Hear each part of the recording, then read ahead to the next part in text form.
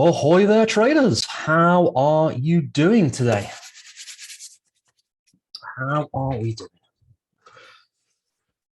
Right, so who's here? We've got a few brand new names here. Hello, Adrian, Charles, Dennis. Hello, Glenn. Glad to see you here. Watermarks, thank you for the reminder. I'll pop that on when I put the chart on. James, hello. Perry, Steve, Vito, Zeke, and somebody called DG, very mysterious. Nonetheless, welcome and thank you for spending just a few minutes of your day with little old me. So let's jump straight in. Surviving the dip, a little bit topical given the market sell-off. Is it turning into something more than a retracement? We'll explore that in a moment. But ultimately, the narrative that we're going to be looking at through today's session is surviving the dip. What if you're on the wrong side of the moves, the wrong side of the markets? What if you've got a long-only portfolio? What if you've got a predominantly only bullish portfolio? We can start to consider that. It's not going to help you today, so fair warning. If you're looking to do something today, you probably are trying to close the barn door after the horse has bolted in most cases. We want to be preparing in advance. And the way I approach the markets, 99, I'm going to say, I'm making numbers up here, probably about 90% of the time, just thinking anecdotally of my own experiences. I probably don't have to worry about situations like we've seen in the last few days because the natural ebbing and flowing of a portfolio that has a balance of bullish and bearish exposure, it kind of takes care of things. I mean, there's a few exceptions to every rule, of course, but if you've got a portfolio of positions, we generally don't have to worry about dips, retracements, corrections, and arguably don't even have to worry about crashes. And certainly the March 2020 crash, it was, I've got to admit, it was glorious. We don't have to stress over when something weird's going on. Again, the hardest part about all of it's the being on the wrong side of a viewpoint or a position temporarily, especially if your opinion on a trading opportunity hasn't changed. It's living through the moment. So we'll explore that today and we'll see where we end up. So again, it looks like we've got a nice full house. Let me just check the laundry list of names that are still logging on. So again, welcome everyone. Again, Adrian, Bal, Charles, we've already mentioned one or two. Yeah, I think that's it. We've got a nice tight group of people. Hello, Mark. We were just chatting. Nonetheless, yeah, right, let's dive in. Looks like everyone who's here is going to be here. So the way that these sessions go, if you are new to them, there are one or two new members. Hello. Is we're going to spend about 60 minutes talking about the markets. I'm going to take just 2 minutes to introduce myself, just in case you've never heard of me before and you wonder who this weird guy with a crazy accent is. And we'll then dip straight into, if you pardon the pun, we'll dip straight into the charts this week. So there's just a few slides to get through. If you want to get maximum value, get involved, get interactive, pop a comment where relevant. I've got the box open on the other monitor, so I'll answer questions where relevant in the moment. If you're watching this on a replay, like, comment, share, put some comments below the video. And when I see them, I'll answer them. So again, as always, if you've got questions, pop a comment below. Now, again, if you've never heard of me before, or if you are brand new to these sessions, I'm just a regular guy. I've not worked in Wall Street. I just figured a few things out very quickly, very early on. I started hand-drawing charts in the early 90s. And very quickly realized that all the information in the textbooks was theoretical. So I committed myself to trying to figure out how to make what I was reading in the textbooks, like many of you probably have experienced. How do I make that work in the real world? And that was what my journey was. And very briefly and very quickly. I like enjoying myself. These days, I want to spend as little time as possible looking at the charts. I think it's a waste of time. And I think there's a distinction between learning the craft, in which case you will spend a little bit more time than necessary because you're learning the craft. It's all brand new. It's exciting. And all that jazz. But when you've got a process, when you've got a system, you want to be treating it like a business and have a regimented routine. For me, that can boil right down to 20 or 30 minutes a day, or even every other day. You don't need to look at the charts every day. I love a good ramble. I read. I like, strangely, flamingos. I know, don't look at me like that. I've just got a weird thing for them. We've all got a quirk, and that's mine. Nonetheless, I've been looking at the markets and trading and helping regular folks just like you get success from the markets for about 28 years now. I've been looking at the markets since the mid-90s. And as I mentioned, I'm not a Wall Street guru, so you should most definitely not take financial advice from me. But nonetheless, I am just a regular guy who figured a few things out. I refer to what I do as production line trading. I want it for me first and foremost. I want to know what I'm doing, when I'm doing, why I'm doing it. And that means that you'll get to reap the benefits of my, successes, if you like. It needs to be repeatable. It needs to be replicatable. The sub-story version of why I take this approach is I've got Crohn's disease. I get brain fog. I get tired. I get fatigued regularly. It's just the way I live my life. I only mention it. I'm not looking for sympathy. It's the way I live my life. And at the same time, I still have a strategy to operate. So I need a list of rules. That means that when I can't think subjectively or have opinions and do all that discretionary analysis that most people do, I want to be able to fall back on a base strategy. I want to be able to fall back on rules, very clinically, like an algorithm, a series of yes/no questions that says, Mongo do this, Mongo do that. There is no interpretation involved. It's like, when this happens, take this action. That is that foundational strategy that I refer to as a production line process. There's 3 elements to it. There's a mechanical scan. We want to visually confirm, and then we want to apply some tradecraft. And that means that it is simple to replicate obviously the condition is when you learn the rules, like anything, just like when you learned how to drive. Driving for most people is very simple, and you probably don't think about it anymore. You just get on with it and do it. But when you first learned it, it was nervous. If you learned stick shift, especially, it was, brake, clutch, accelerator, where's the gear stick? You've got to do all of these things and juggle balls and spin plates, or spin plates and juggle balls. You've got all these weird things to remember, but fast forward after a period of time, you don't think about it. You just do it. It becomes second nature. And that's what any rule-based system should allow you to do. It should be a repeatable, replicatable process.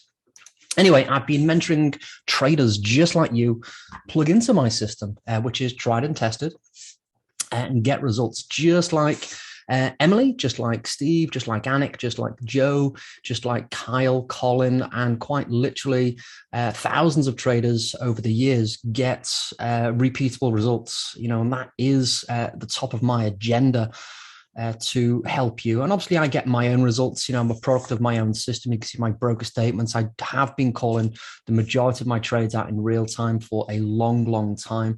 And again, I refer to what I do as production line trading. Now, production line trading is a simple rule-based system. If you've not gathered already, it is proven, profitable, and repeatable, and can take just 30 minutes a day, or every other day, actually. The way I kind of trade at the moment is I check in 2 or 3 times a week with my positions.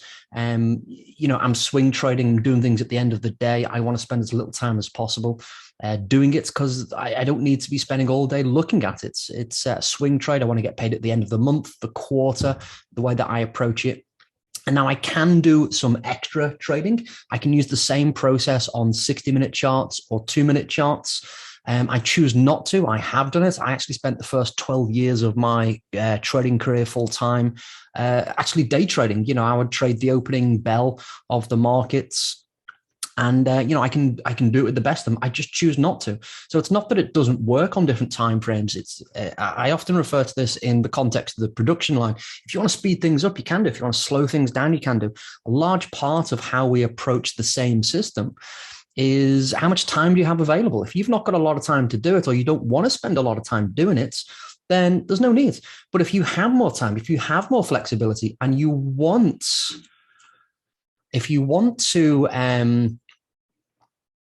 to, speed things up and spend a bit more time doing it, then you can do it. It's an optional extra. But more importantly, I don't want to be mindlessly flicking through chart after chart, wasting time wondering if the next chart is the chart. And hello, Emily, I've just seen you come in. Yes, you've made the slide deck. You've made the slide deck. So Emily's just popped a comment. This is Emily. She's one of my previous students. She's recently flown solo. And yeah, she's got some great success stories, I'm sure, if you speak to her. Nonetheless, let's move away from the slide deck. And just a little warning, if you want to press pause it on the replay, if you're watching this, there is a laundry list of things that I've done. I've had my own hedge fund, all that stuff of, consulted, many places all around the world, blah, blah, blah, et cetera, et cetera. It's not about me. It's all about you. If you want to work more closely with me, you can be invited to work with me. It's an optional thing. I try and give as much as I can away in these free sessions every Friday. Just try and give back to the community, mainly because I never had anyone to ask when I started out. Funny story, the guy that actually got me into trading was a family friend and neighbor. And I remember going around to his house one day. I was running an errand for the parents. I was 15 at the time. I started hand drawing shots very early on. But I remember kind of coming in. He invited me into his house. He was on the phone to what I now know as his broker. Back in the phone days, this is circa 93, 94, somewhere around there, 1990, whatever. And I remember listening to him, and he's like mentioning numbers and this and that, and buy, bullish, blah blah blah. A completely foreign language.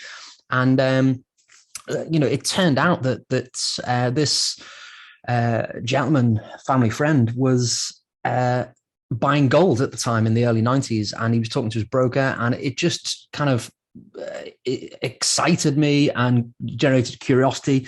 And I asked him to teach me. I asked him to kind of get me on the path and start me down that road. And he said no. He actually said no. He said, if you're going to do it, you've got to do it yourself. And I thought that was very callous and very cruel of him. But as it turned out, it was one of the best things that happened to me. But at the same time, I just don't think he was that type of person that wanted to teach someone how to do it. And it's fair enough. I mean, I am the type of person that likes helping people, but, he wasn't. And I had to respect that. But that's what set me up on my journey of how do I actually do it. Anyway, we're going to talk about production line trading. We're going to do it. Mechanically assess, visual confirmation, the tradecraft. They're the three elements. I'm very pleased to announce that some recent developments in software mean that I get to mechanically assess the opportunities from the algorithm's point of view. I've got a list of stocks, 89 of them to be specific. It's just the way it worked out, that I believe are the best candidates to trade my style of trading, which is an interpretation of classic trend trading. Just because we've got a computer doing some of the heavy lifting, I also want to visually confirm, do I have a trend? Am I, just because I'm expecting a trending setup, do I actually see a trending setup? We've got 6 patterns. 4 of them are actually involving a range. 2 of them only involve the trend, but we need to evaluate if we've got the trending opportunity. This is the core strategy that we go into. And then the last piece of the puzzle is the tradecraft. The software can quite literally spit out the entries, the exits, stops, the targets, and all that jazz. So I'm very pleased to announce that. You'll see that in a moment. But again, I'm going to show you how to do it manually right now. So that said, let's hit the charts. Not literally, obviously. My monitor couldn't take another punch to the to the pixels. So what is it we're looking at? The markets are just about to open. And where are Mark? You here? Yeah, Mark. Mark asked an interesting question, and about half an hour ago to me. And so I thought I'd expand on this. This is something that I go through. I actually mention this most weeks. And it's usually on most people's minds when something weird's going on with the market. But the first thing that I'm looking at, and if I'm going to make the chart intentionally blank. I'm not looking at the chart. So focus your attention all the way on the left. If you're on a mobile, if you're watching this live, you should be able to zoom into the left-hand side. So if you need to see the details that I'm going to circle and highlight on the left, you can pinch the screen or you can zoom in using the zoom functions.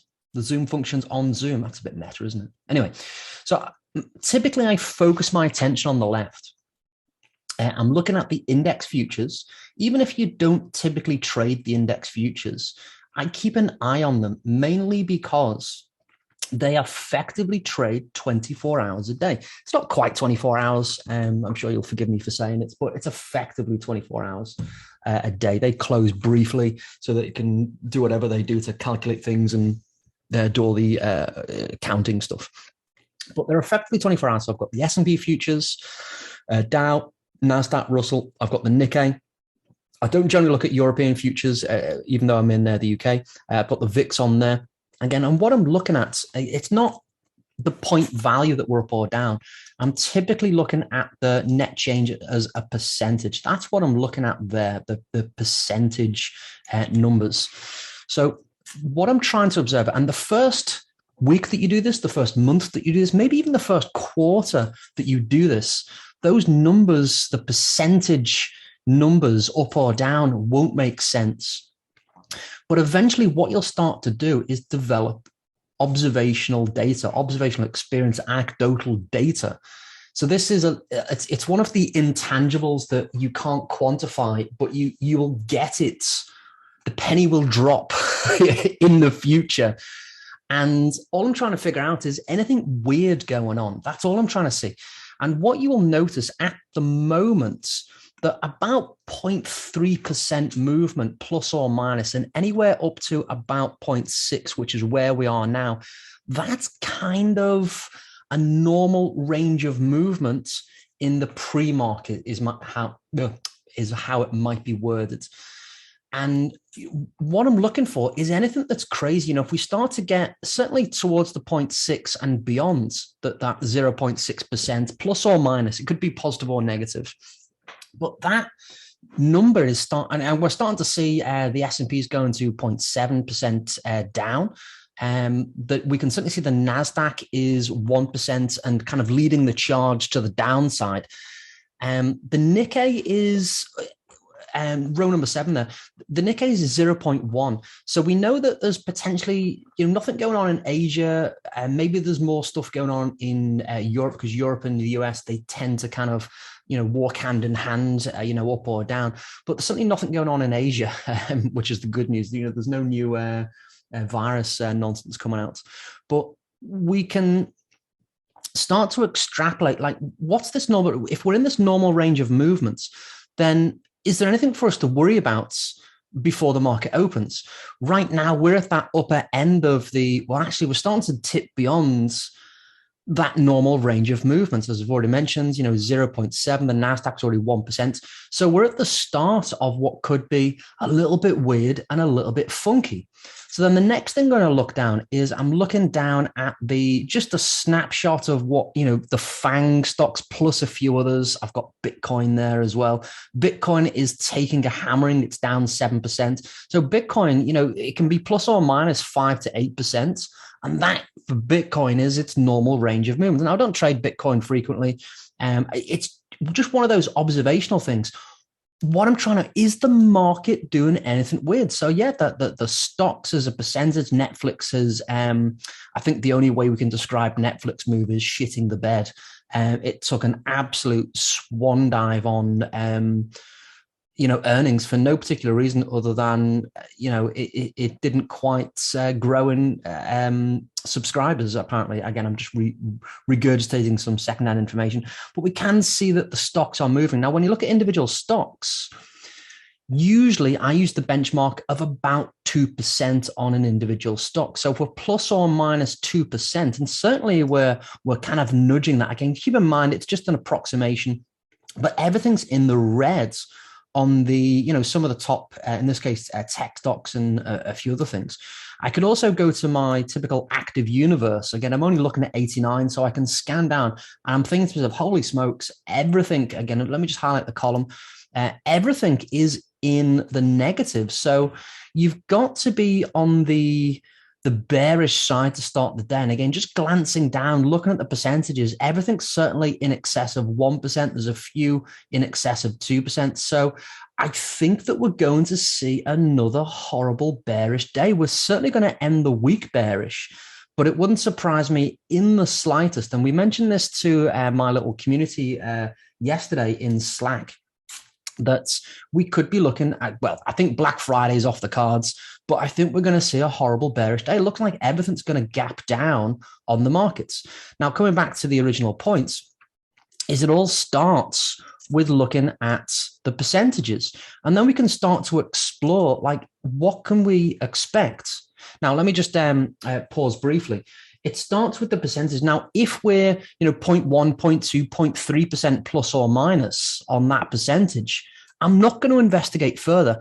And 99% of the time, that's it. Okay, nothing weird's going on overnight, and I'll check this in my morning. So I'm 5 hours ahead in the UK. I predominantly trade the US markets. So, essentially very early on, 5, 6 a.m. US hours, that I'll have a little check then, just because that's when I am up. It's not critical that we check then. I'll just check to see if anything happened in Asia. And then about my mid-morning, so about 4 or 5 hours before the market opens, I'll be checking it again. Just, is anything weird going on? That's all I'm checking. And if it's in that 0.1, 0.2, 0.3 plus or minus on the day, then there's nothing for me to stress about. I'm going to go away. I'm going to do things. I'm going to run errands. I'm going to go to the gym. I'm going to just generally not be stressing over what the markets are doing. The market's going to do what the market's going to do. But that's what I'm looking for. That's what I'm looking for. Now, as things are, I would say we're at the start of, something weird and funky is going on. We saw it yesterday. We're on the tail end of a bearish move.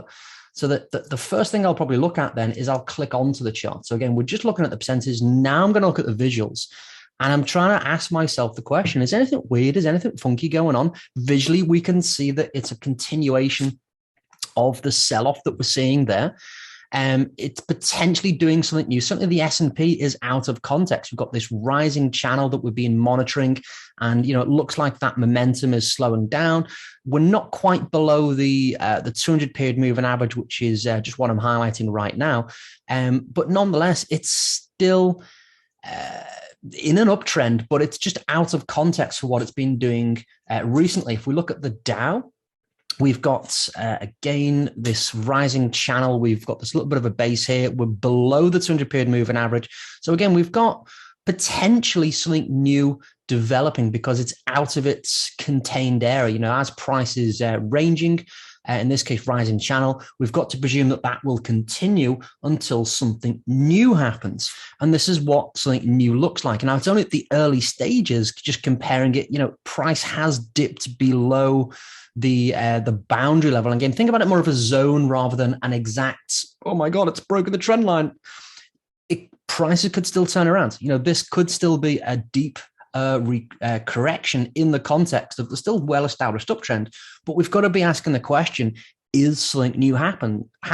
And for the moment, it's looking like it. NASDAQ, again, let's ask the same question. Something weird, something funky is happening. Again, it's below its 200. It's for the first time, let me just zoom out so you can see the bigger picture. For the first time in a long, long time, in over a year, it's out of its containment. So definitely we've got to be saying something new is happening. Now, will it continue to unfold, or is it just a stop run? Is it just challenging those lows? It's really just coming to that price swing low here. So is it just the institutions picking up liquidity? I don't know. We'll find out next week, next month, middle of the year. But I'm just trying to, is it anything to panic over? Should I be stressing? And so far, we're looking at, on the 3 indexes we looked at, something new is clearly developing. Something new definitely on the NASDAQ, something out of context. Because when prices got to this arbitrary boundary, the trend line, it's usually respected, and it has done for over 12 months. So the NASDAQ's definitely doing something new. Let's check out the Russell. Holy smokes, the Russell is doing something. I'm not going to focus too much on the moving averages and price in relation to it, because we've already got a very well-established horizontal range. Now, it tried to break out October last year, and for any of our long-time viewers, you will know that I got super excited thinking, we're going to the moon. Strap in, let's hold Elon's hand and strap in and go to the moon with the markets. It turned around very, very quickly. Now we're seeing the same thing of the bottom end of the range. So we've got to be asking ourselves, is something new happening? Yes, we've got a breakout. Now, just because we see price breaking out, just like we saw up here, you remember that I was getting excited. We wanted to see price confirm the breakout by retracing, staying above the range, and then moving higher above the breakout high. So we want to see the same thing here. So price has broken the range. We don't want to fall into the trap that most retail traders fall into, which is let's sell the breakout. It's not an automatic sell signal. We want to be smart traders. We want to be smart with our assessments. We don't want to panic like everyone else is panicking. So while everyone else is panicking, we're trying to make sensible information or find sensible information and make informed decisions. So the next thing that I want to see is I want to see a little bit of a correction, a pullback, a retracement. My whole philosophy is until something new happened, this is something new, then the same thing's going to continue. But I need to see it confirmed. So the way that I trade breakouts is to trade the first pullback after the breakout. We've got a similar pattern on the NASDAQ. We've got a very clear pattern on the Russell. So I want to see price pull back. I want to see price go below approximately, let's just presume that the low is going to be at the 2000 level. We see price pull back. I want to see price then retrace and push lower. And that for me is going to confirm what could be a breakout setup. I spent 12 years just trading this pattern. It can be a very profitable pattern. It is a very profitable pattern for that matter. And this is how we trade it. We don't take the immediate break. We wait for confirmation. That's what we did up here. We didn't get long unnecessarily on the breakouts.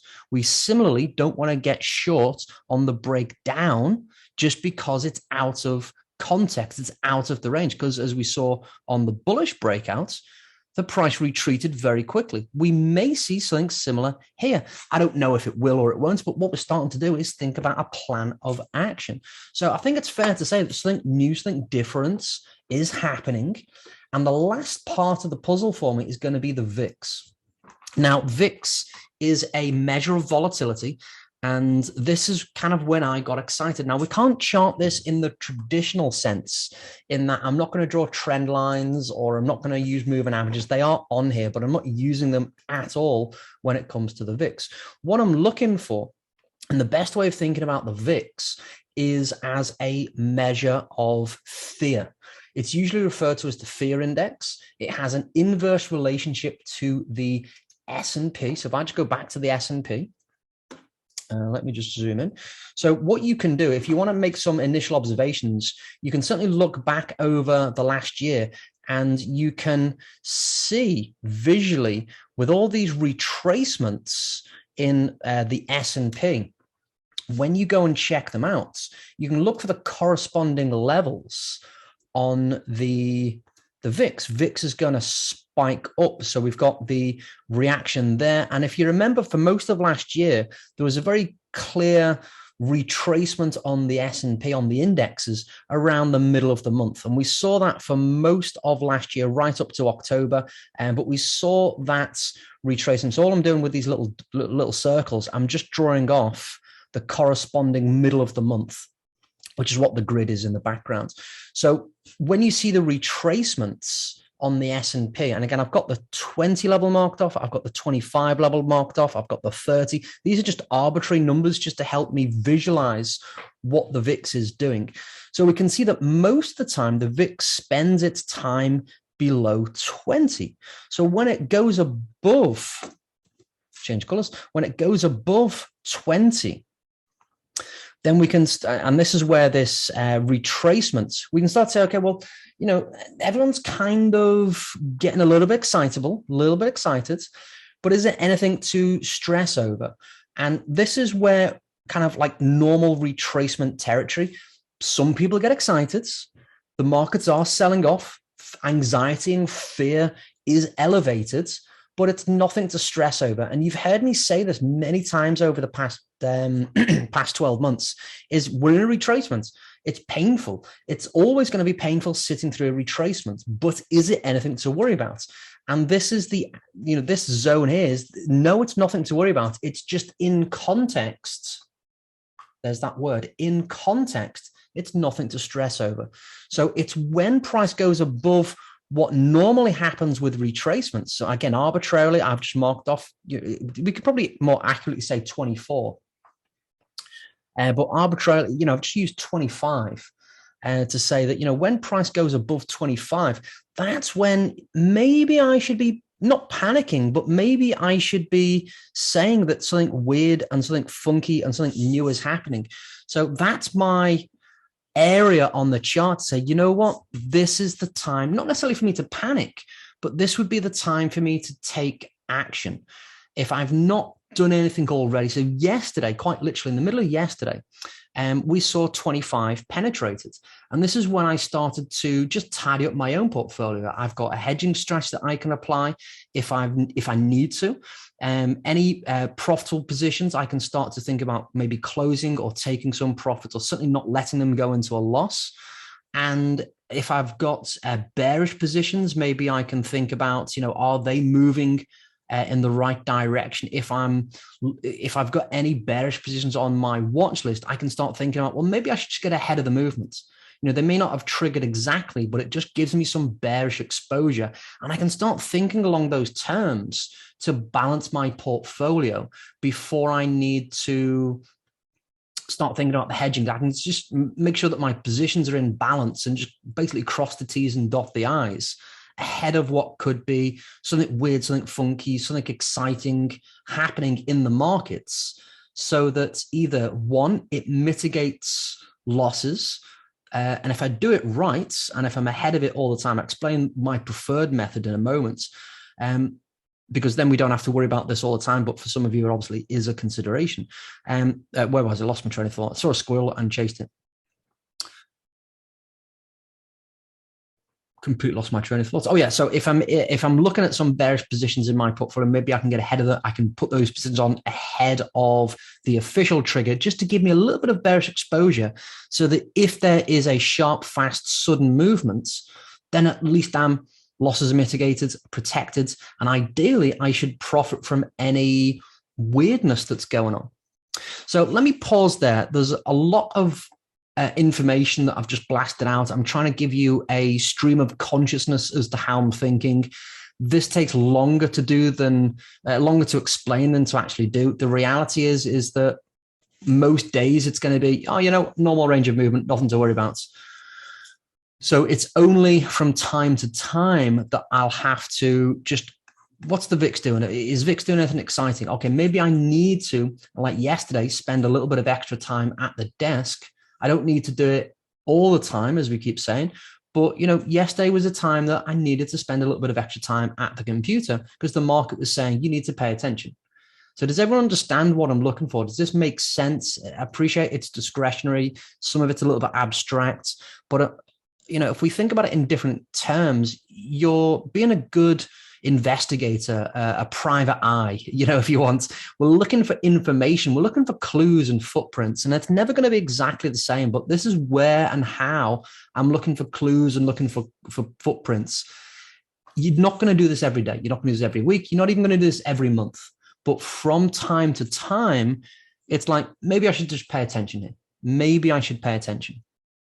So that's what we're doing. And then I'll just take a break, which is code for I'm just going to take a break. So is there any questions here? Anything that you want to add onto what I've just said? I'll have a quick drink of my tea, and then we'll go on to how can we get ahead of this without worrying about market weirdness? Because really the reality is we're only probably talking about this today because I've been asked many times, how do we fix it? How do we get ahead of it? How do we protect against it? Today's not the day to do this. Last week, before all of this happened, was the time to consider this. So how do we get ahead of it without even knowing that it's going to happen?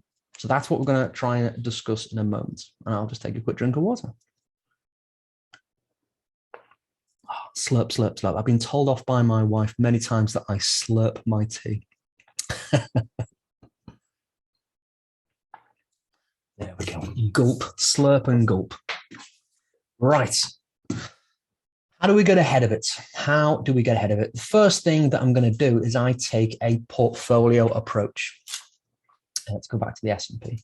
I take a portfolio approach to my trading. So what does that mean? I have a universe of stocks that is what I consider to be the best stocks for my style of trading, which is my interpretation of a classic trend trading approach. I'm using a 200-period moving average, a 50-period moving average, and a 20-period moving average. And I'm looking at price in relation to those moving averages. So I'm always going to be looking for the trend. I'm looking to buy the dips, sell the rallies, buy range lows, sell range highs, and breakouts as we've just done. So there's 6 things that I'm looking for. But before I actually look for a trade, I'm looking for a universe of stocks. I'm looking for stocks that have tendencies to behave the way that I anticipate. I'm looking to trade trends. I need stocks that ebb and flow back and forth. And what I'm just turning on here is one of my algorithms, so that I can, like, firstly, validate the trade, validate the idea, validate, is this a list of stocks that is favorable for my style of trend? So I'm going to start off with the S&P. The numbers don't really matter. Again, we can go and look at the performance reports. We've looked at them many times in the past, but the first thing I always look at is the equity curve. And this is over a 20-year period. If I traded with a classic interpretation of trend trading from 1999 onwards to today, we can see that there is a nice steady equity curve. So that's typically the first thing that I look at to help me evaluate, is this, firstly, A, good strategy, and B, a good instrument to trade the strategy. If this doesn't work on the index, which has a naturally upward incline for the markets, then it's probably not going to be a great strategy in most cases, just a generalized hypothesis. So when we start to look at things like an Apple stock, just trying to explain why I'm looking at certain stocks, is this a good stock? It's a good strategy. It's a good stock. I've got a high expectation of a positive expectancy strategy. This is what a positive expectancy strategy looks like. It doesn't matter whether it's my strategy or anyone else's strategy. Does it work? Does it make money? Yes. There's nothing complicated or fancy. I'm not using a fancy combination of moving averages. I'm using what most people would interpret as the classic the classic combination of moving averages. Just 3 of them, 250 and 20. There's nothing magical. There's nothing mystical. What does make the money, what does make the difference is money management. So looking for the entries, the exits, stops, the targets, and making sure that you're managing the trade in an appropriate manner. As always, money management is how you can make more money or turn an indicator into profit. It hasn't got very little to do with the indicator. It's all about the money management. But nonetheless, the engine that drives the decisions is and does have a positive expectancy. All I'm trying to illustrate is I've gone through quite a few thousand stocks over the years to try and figure out, is this a good group of stocks? Am I trading the right instruments for this style of trading? I've also got a speculative list, and all I'm looking for there, exactly the same things, but anywhere between 2 and 5 years of data to suggest that, hey, this is a good potential growth stock. It behaves in a way that is favorable for the way that I want to trade. So we've got things like Bots, Coop, Crisp. We've got PayPal in there. We've got Square. There's a few tech stocks in there, but that's how that list is generated. I'm in the process of reevaluating. Very little actually changes. If you want a copy of this, send me an email and I'll give you, access to all 89 stocks. So again, I'm just explaining that kind of the universe. So 89 stocks. How do we come back to the question? How do we get ahead of corrections and retracements so that we don't have to worry about corrections and retracements? So one of the things that we can do is, if I just sort all my stocks by the trend, there's a certain number of stocks that are in a bullish trend. So Apple, Domino's Pizza, Ford, for example, which is new to my universe this year. But we've got a number of stocks that behave well historically, so positive expectancy, and they're in a bullish trend. So this means that I can buy the dip when price comes below the 20, below the 50. So right now, Ford is coming back below the 20, below the 50. So this is a buyable dip.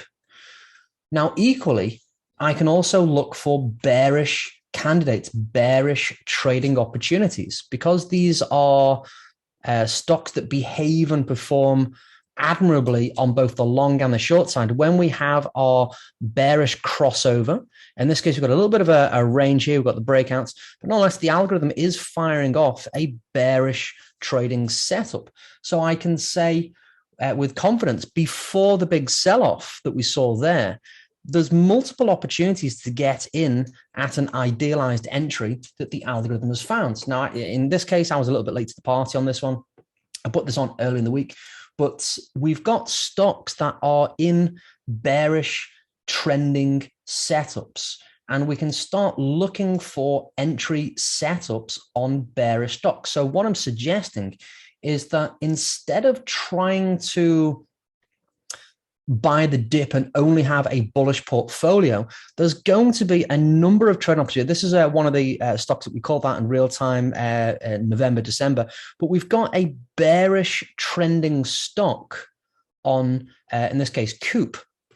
So if you miss the breakout, when price comes back to the 20-period moving average or the 50-period moving average, I can sell the rally. And for anyone who didn't know, you can profit from downward movements in the markets or stocks. It's called selling shorts. Now, in the way that I do it, I'm going to buy a put and benefit from a downward movement in the markets.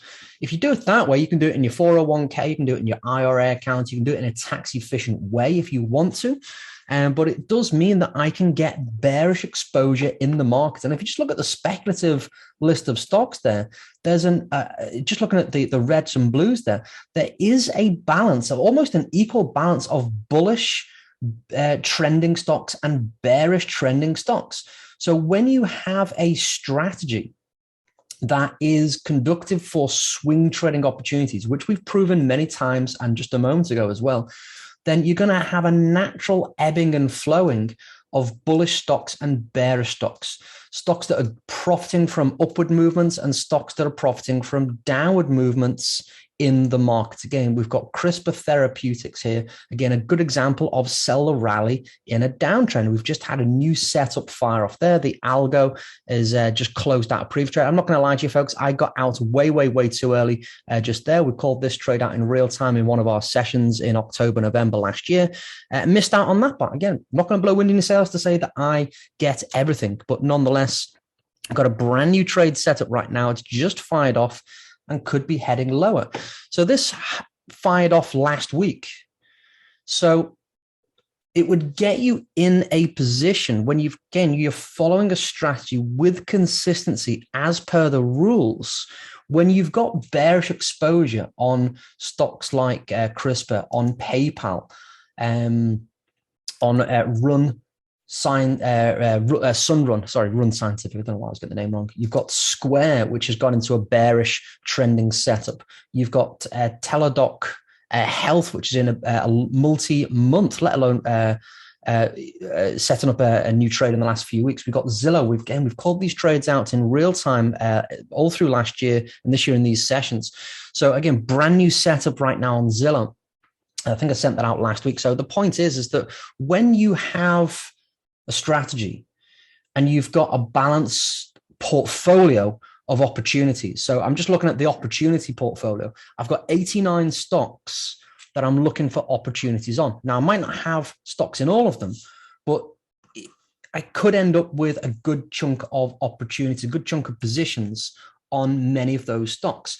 If I'm doing it right, if I'm balancing my portfolio, and all I'm meaning by balancing my portfolio is I've got a natural tendency, because of the way that markets swing, to have bullish exposure and bearish exposure. And that's what I'm highlighting here. It's not me being clever or creative or fancy. I am not smarter than the strategy. I truly, don't get me wrong, I'm pretty smart, but I am not smarter than the markets. I'm not, I've had this proven to me many, many times. Like when all the mistakes, all the times that I've lost money have been when I've thought I could outperform the rules. I could outperform the strategy. I could apply some level of discretion to my decisions and beat the algorithm. Now, the algorithm is proven to work. And I've got to admit, there's times where it's favorable. There's times when it's not favorable when I make a manual override, a discretionary override. But the reality is I'm not smart in the algorithm. The data suggests to put the damn trade on. So my personal objective this year is less second guessing. I've got so much data now and spent most of last year validating the strategy, validating the rules, firming up the management rules. We might as well just go with the setups as they develop. And this for me is what it means to trade a portfolio, because now, again, just looking at this little segment of speculative stocks, I'm going to have a natural tendency to have some of those are going to be bullish trade opportunities. Some of those are going to be bearish opportunities. And if I'm doing it right, I might have 3 or 4 bullish, 3 or 4 bearish at any one time. And that's okay, because what's going to happen, and here's what will happen. When you have some type of balance in your portfolio, when the market, we're back on the S&P, when the market goes up, that's going to create your rallies in a downtrend on your bearish stocks. So the bearish element of your portfolio is going to either be setting up new trades or it's going to be underperforming relative to the markets. Now, when you have a retracement on the markets, then those bearish positions, they're really going to come home to roost. And especially if something weird is happening right now, if there's a fast and hard move like we're seeing right now, then that bearish side of your portfolio is really going to come home to roost, which is what we're looking for.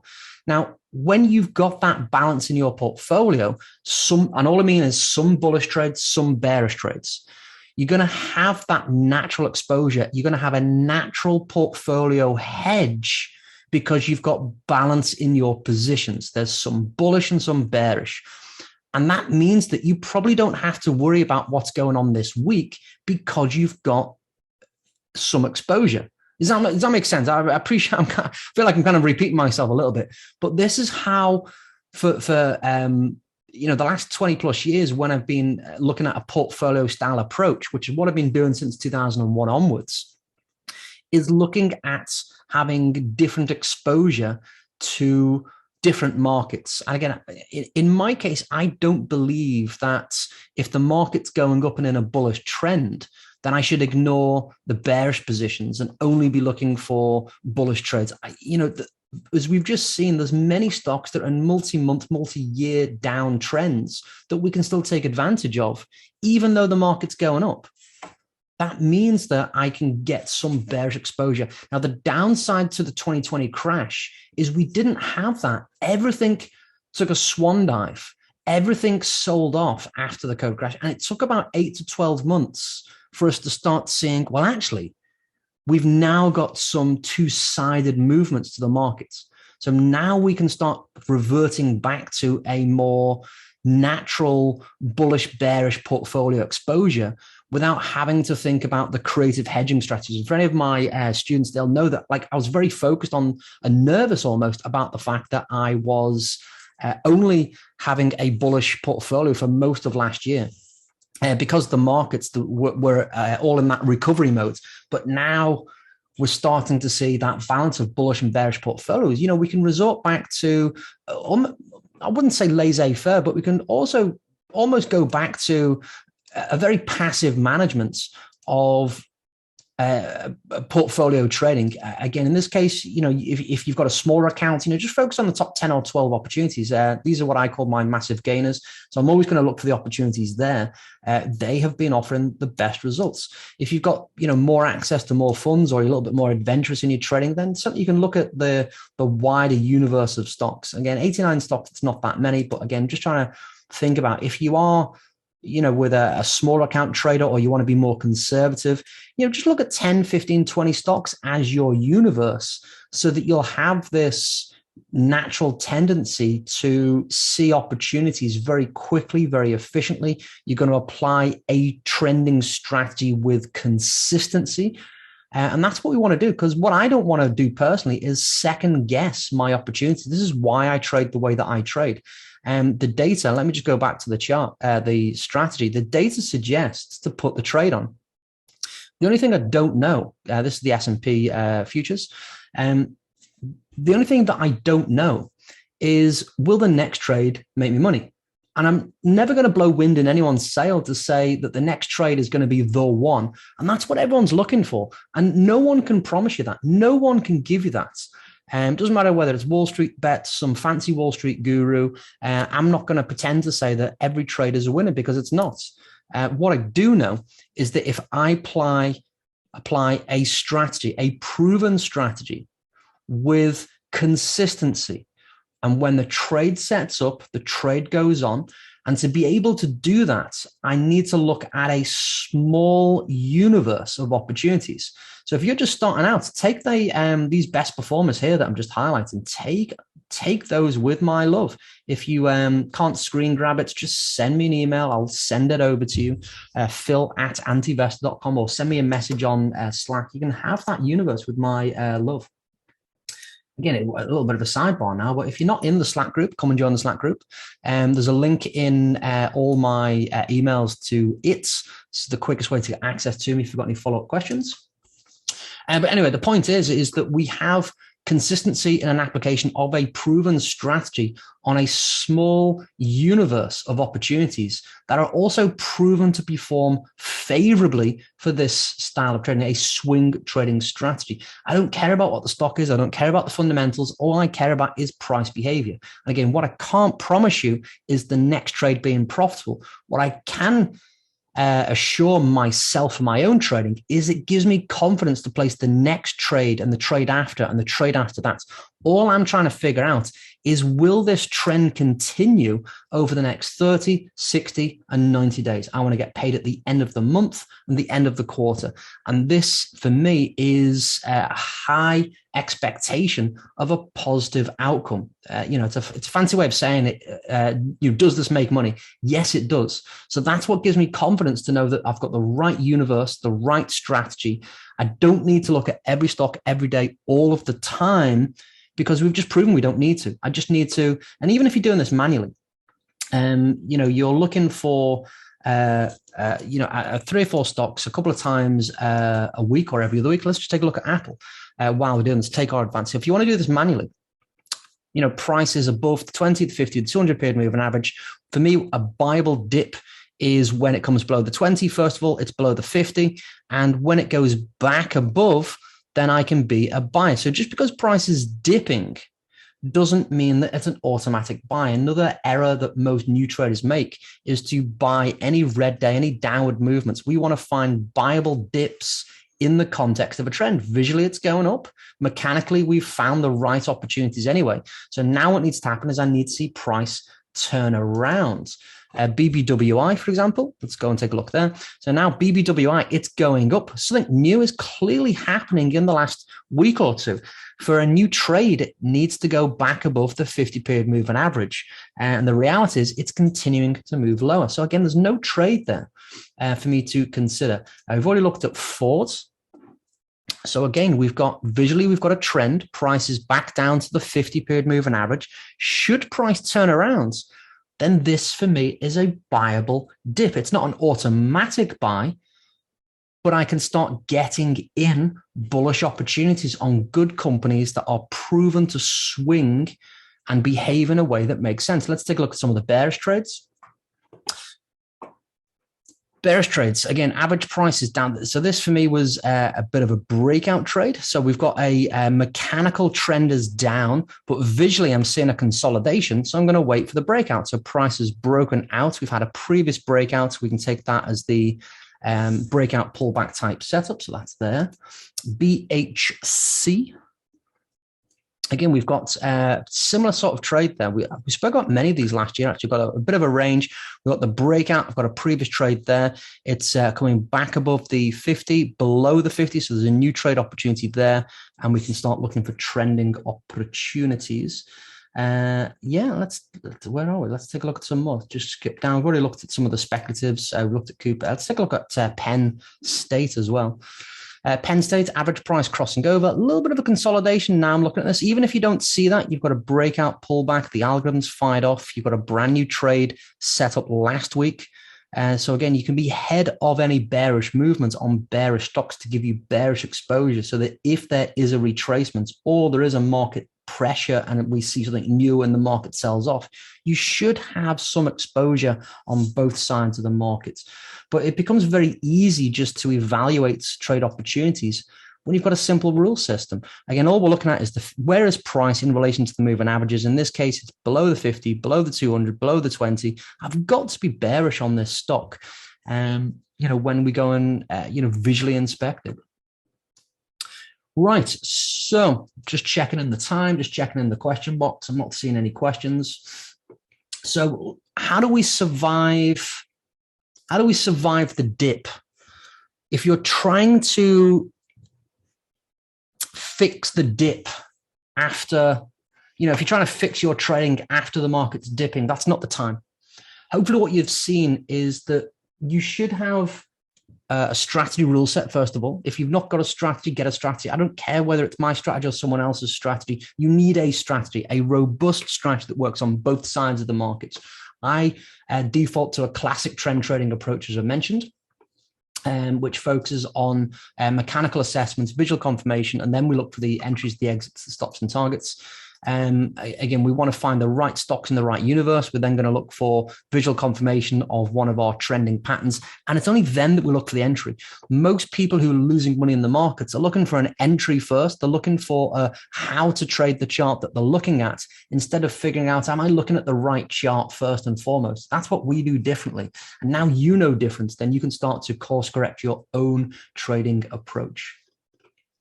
Where was it? Oh yeah. So hopefully, again, you shouldn't be zombie trading. You shouldn't be wondering what to do, when to do it, why to do it.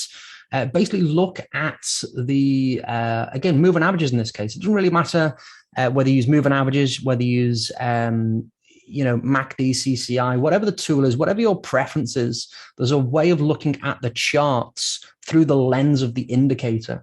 If you've got a preference for something else, we've been talking, 4 years ago now, we would have been talking about exactly the same things, but using the lens of Bollinger Bands, because 4 years ago, that was my preference.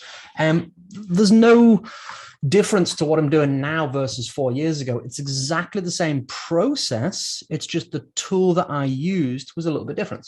I just feel that I get more consistency with moving averages for the way that I like to trade. Anyway, that's where we are at for the moment. How do we survive the dip? I think the general consensus is, for me, is follow a process and follow it with consistency. Make sure that you've got a balance of bullish trades and bearish trades, and you'll never have to worry about what to do if a dip happens. You will just naturally be able to survive the dip, because those bearish trades are going to be profitable. The bullish trades will either be managed from a stop loss, or there's nothing to worry about because they're outperforming the markets. But nonetheless, what's your biggest takeaway today? What's your biggest takeaway? Was there any revelation? Was there an aha? Did you see things in a different perspective? Is there anything that you'd like to learn for next time, actually? Something that I've missed per chance, and that you want to maybe have me cover on a future session? Now's the time to get your feedback. What did you like? What did you dislike? What was your takeaway?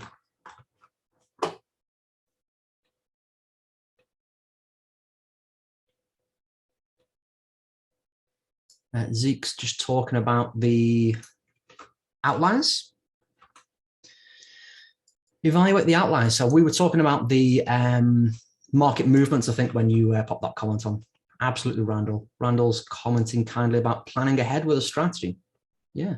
When you've got a strategy, it certainly becomes easier. I mean, if you think about this in a different context, if you were starting a business on the high streets, on the main streets, you would have a plan, you would have a business plan, you'd have a marketing plan, you'd have a 3-year plan. Certainly if you're raising finance for that business, your business manager or bank manager or financier would want to see your projections. That's what we just went through. What's my expectation for the strategy? That's my projection. I've got a positive expectancy.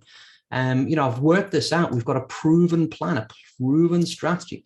So just because we suddenly step into the world of the stock markets, Just because we step into the world of the stock markets, it doesn't mean that all those principles get thrown out of the window.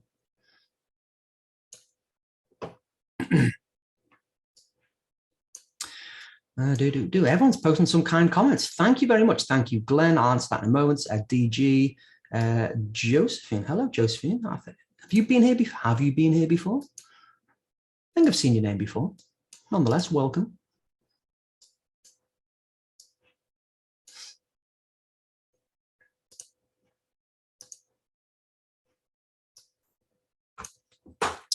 So what are we saying? Glenn's asking and Josephine asking two similar questions. Have I had an option class lately? No, I've not done a public one recently, if I'm going to be honest, Glenn. And Josephine mentioned options. What time expirations? I generally default to about 100 days to expiration. Generally speaking, the more time, the better for this style of trading. And I appreciate that you may be overpaying for options, but that's a good thing, because what it means is that you sidestep a lot of what people would consider the Greeks or the theta, the time decay, and all the nonsense that goes away with it, that comes with options trading. We can sidestep a lot of concerns. They don't go away. I'm not going to try and cover it up, but the longer the time, the initial 30 and 60 days, which is it's all I'm looking for. We don't have to stress over the time decay. It's going to happen, but it's going to be slower. We don't have to worry about the implied volatility. It's there, but it's not impacting the option dramatically compared to if I bought a 2-week option where the time decay is super fast. The volatility is super wide. We don't have the concerns and considerations with in the same way that if people bought a cheap, low-cost, near expiration option, you're going to have all those, I'm running out of time, all those, the volatility is crazy, the time decay is crazy. You don't have to worry about that. So I tend to default to at least 100 days so that I can not stress about these things. First time in. Nice to have you. Will you be coming again? Usually at the money, 1 strike in or 1 strike out the money is fine, Josephine. So just a follow-up question, is it in the money or out the money? Yeah, generally 1 strike out the money is what I default to. It means that I'm just buying a time premium. And if my trade idea is moving correctly, it starts to profit straight away. If it's not, then I don't want it to emulate stocks, because then the losses can be magnified a little bit. So I've got the lowest cost, but it also starts to perform the quickest should it start to move in the right direction. So usually it's 1 strike out the money, and anywhere, at least 100 days. And at the moment, 150 days to expiration seems to be the sweet spot for all the reasons that I've just mentioned. I'm just trying to catch up on the question. Everyone's asking a question. As January goes, so does the market. I'm not sure what you mean by that, DJ. If you could expand on that, that'd be great. Do I use a stop loss on the option? Generally, no. I work out my position size out based off the full price of the option. So I've got this built-in risk control. Again, another reason why I don't have to stress over sell-offs. My initial risk on the trade is worked out by the price of the option. So if you've got a $500 risk per trade that you want to have, then you can trade a $5 option. And that literally is as simple as you can make it. And the reason why I like to do that is I don't have to babysit trades. Again, if I've got 30 positions on, which I have, and I've got a stop loss on the option, I've got 30 positions to manage on a daily basis to see if anything's going. So if it's underperforming, I don't want to manage losing trades. I don't want to manage trades that are, because that's hard work. It's stressful. So the way that it's more to do with the psychology of a trader rather than the practicalities. I know I could probably be better in my own trading, but it just means that I'm not stressing over losing trades. I only want to manage profitable trades. So that the problem that I want is a high grade one. When the trade moves favorably, I want to be able to lock profits in. So I would rather spend my time managing winners than stressing over what to do with the losers.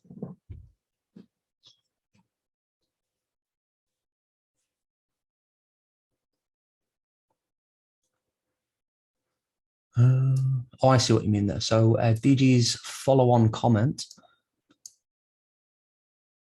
is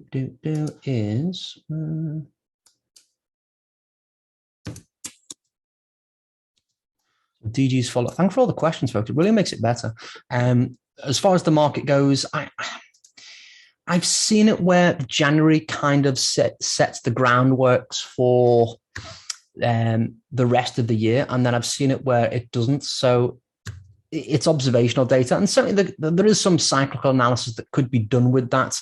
I don't pay much attention to it. It's not going to impact the way that I trade for all the reasons that I mentioned. The market's going up, I'm going to buy the dip. The market's going down, I'm going to sell the rally. It literally doesn't matter what I think will happen, whether January is going to set the tone for the rest of the week or the month or the year. It's of no concern for me.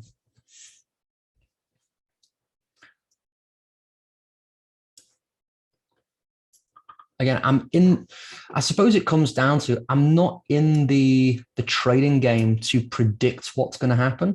I'm more interested in making money from the ebbs and flows of the markets rather than wondering about what the market's going to do. A question from Josephine. Good question. Let's just quickly do this. We have covered this on other sessions, but back of the envelope way of doing this. I'm just going on the S&P. It's the same thing for all trades. So if you're buying the dip, so for example, down here, the first objective for me would be a retest of the high.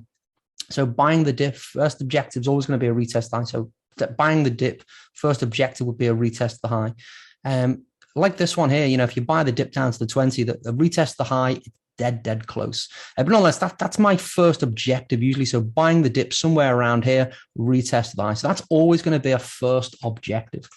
After that, eyeball Mark 1 works really good. Whenever you evaluate a trading opportunity, just look at the past 12 months. I'm always going to default to looking at the last 12 months. And you can say, okay, what did it do last time? Just look at the swing lows to the swing highs, swing lows to the swing highs, swing lows to the swing highs, swing lows to the swing highs. Can you see that all those lines, they're about the same? There's obviously going to be a few, not exceptions to the rule, but there's going to be a few outliers, I think is the best way of describing it. Swing lows to the swing highs, swing lows to the swing highs. Can you see that, like, if we just count, 1, 2, 3, 4 boxes, 1, 2, 3 boxes, I'm just looking at, when I'm saying boxes, I'm just counting the grids on my chart. This is the super back of the envelope way of doing this. So I've got 1, 2, 3, 4 boxes, 1, 2, 3 boxes, 1, 2, 3 boxes, 1, 2, 3 boxes, 1, 2 boxes, 1, 2, 3, 4 boxes, 1, 2 boxes, 1, 2, 3 boxes. So it looks like this moves in, the average would be 3 boxes.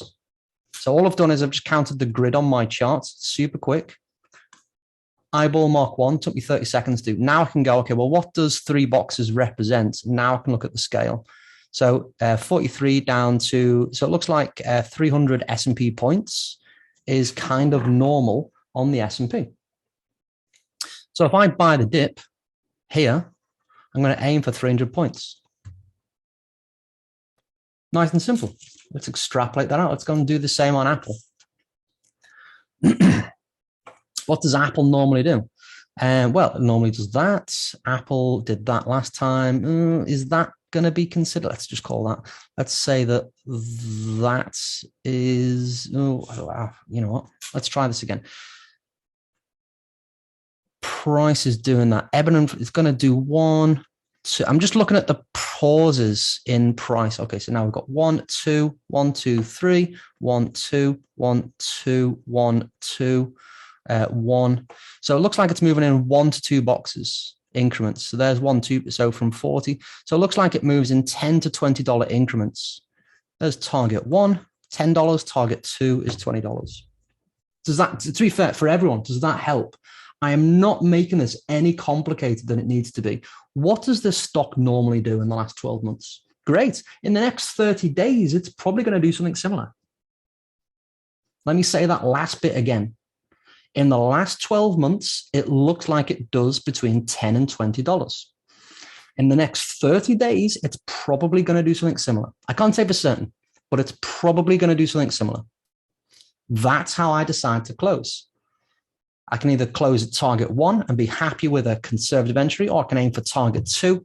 And if it gets there, close the trade. That's it. Super simple. And you can do the same thing on any time frame. This works. The reason why I approach things the way that I do in this very loose back of the envelope way is if you try, you can do the Dow through the GAN through the yellow wave theory. You can do all the fractals. You can do the Fibonacci extensions. You could do the anything you want. As soon as you start doing that, you can spend 20 minutes looking at Apple, trying to figure out what the exact, to the penny, to the cent target is. And as far as I'm concerned, you're going to get, it's about $20. It's about $10. If it moves about $10 in the next 5 days, I'm probably going to be super happy with that. If it does, $15 to $20 in the next 2 weeks, you know what? I'm well ahead of schedule. I'm expecting $10 to $20 in the next 30 days. It's done 17 in 5 days. I'm going to take that trade. I'm going to take that I'm going to close the trade. Don't overcomplicate this. It's so simple. If you see a profit that you're happy with in a time horizon that is sensible, then close the trade. You can do the same thing from a time point of view. How long will it take to get to targets? It's, again, just using the squares, 1 to 2 months. Took a month there. Took a month there. So it looks like it takes 1 to 2 months, 30 to 60 days to get to targets. What a surprise. So you don't have to overcomplicate this. Where can it get to? How long will it take? Close enough is good enough. Don't overthink it. So Josephine, does that help answer your question? And for anyone else who's wondered the same thing, how do you work out targets? When will it get to targets? Just look at what it did last time and look at how long it took the last time. And when I say the last time, look over the last 12 months, just average it out, back of the envelope. You can spend 20 minutes trying to figure out the Fibonacci, the Dow theory, the GAN theory, all the fractal stuff that you may have read about. You will come to a similar target or approximation than what we did in the back of the envelope in quite literally less than 30 seconds. And it makes me laugh, the amount of people go, I think I've got and they'll come up with an exact number and said, how long do you spend doing this? Or I took the shoe size of my cat and then multiplied it by the square of 9 and whatever they're doing, and they spend an hour doing it. Like, I've got more important things to do. Like, close enough is good enough. It did about $10 last time. It's going to do it again this time, probably. I can't say for certain. That's the only time I'll say probably and give you an uncertain answer. But, it's good enough. And all the data that I've done, all the research that we've done, all the models that I've shown you are based on that. What's it do on average? Okay, on average, this is what it normally does. Okay, cool. 1 times that, target 1, 2 times that, target 3, 3 times that, target 3. You can extrapolate it out in a lot of different ways. So it just makes it nice and easy so that you're not stressing over what to do. I think that's more important. Again, we've all got more important things to do with our time. And on that bright, shiny note, I do appreciate that a little bit over. So let's finish off with a quick thank you. Thank you for spending some time today. It's Friday and the market's doing something crazy. We're probably all stressing over our portfolio. We're probably thinking about the weekends. Certainly, we've all got family to spend time with. So I just want to thank you. Like, you could be doing something else. And I'm really appreciative that you decided to spend about an hour with me today. So thank you from the bottom of my heart. And if you are new and this is your first session, I hopefully will be seeing you again in the future. All I would ask you, the price of admission is that you like, comment, and share. And there will be a replay out. I think this is a good session. I'll host this on YouTube if you get the email. All I would ask you is that you like it, put a comment on it, share it with someone who needs to see it.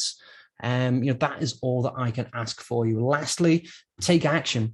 The amount of people that I've seen over the years that do nothing and then wish 20 years later that they've done something, it boggles the mind. So, just take action, just put it into practice. What you're learning here, what you're learning from other people, because practice makes perfect. And the more that you practice, the better you can become. I would also add into that like, if it's not making sense what you're trying to do or put into practice, just drop it. One of the things that I certainly accelerated my learning curve is, if it doesn't make sense, don't try and force it. It will become apparent in the future. And if it doesn't make sense today, it doesn't mean that it doesn't work. It just means that, you know what, I just need to investigate it further. So as you've seen me do today, it's, oh, something's going on here. I think, okay, funky was going on with Slack. Yeah, just put it into practice. You know, as you've seen today, it's very simple what I do. I'm using 3 moving averages. I've got an approximate target of what it did in the last 12 months. And I've made a career doing that. So all I would ask you is that you take action. That's all I would want for anyone. So again, thank you for your time and attention. As I mentioned earlier, you are invited to work with me. If you want to, that's cool. If you don't, that's cool as well. I have and run a small group of traders. And that's essentially it. You know, there's a small group of traders that I work with 2 or 3 times a week. And if you'd like to learn a little bit more about it, just go to the homepage. You can, if you're watching this on a mobile, go to productionlinetrading.com. That will redirect you. I think that's a memorable name, but go to productionlinetrading.com. That will take you to my main homepage, and you can find a little bit more information about what we do if you want to work more formally with me. With that said, I think that's a good place to dock this boat, to charge the Tesla, to land the plane, whatever metaphor you want to use. Once again, thank you very much for spending some time with me today. And if you've got any follow-up questions, please feel free to shoot me a message, hit reply on any of the emails, come and join Slack, or pop a comment in the replay on the YouTubes if you're watching this on the replay. With that said, bye for now. I'll see you at the same time, same place next week. And make sure you enjoy your weekend. Make sure that ice cream is involved somewhere along the way. Bye for now.